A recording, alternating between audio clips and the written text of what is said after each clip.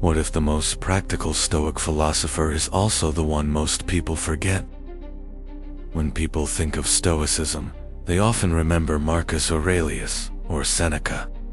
But behind these names stood a teacher who shaped the philosophy in a very different way.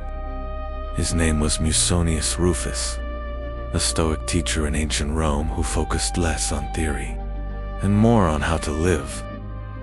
For Musonius Rufus, philosophy was not something to admire from a distance. It was something to practice every single day. He believed that ideas only matter when they shape your actions.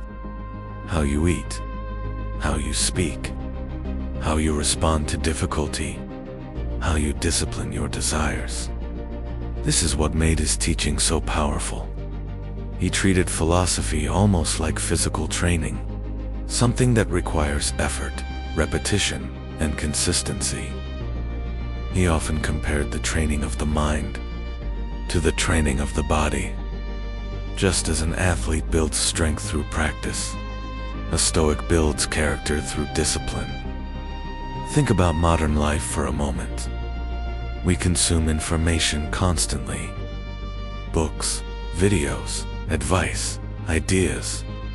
But how much of it actually changes the way we live?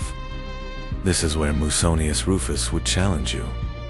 Not to learn more, but to practice more, to live more simply, to endure discomfort, to strengthen your character through daily effort. His teachings were preserved in a series of texts known as the lectures. These are not abstract philosophical essays.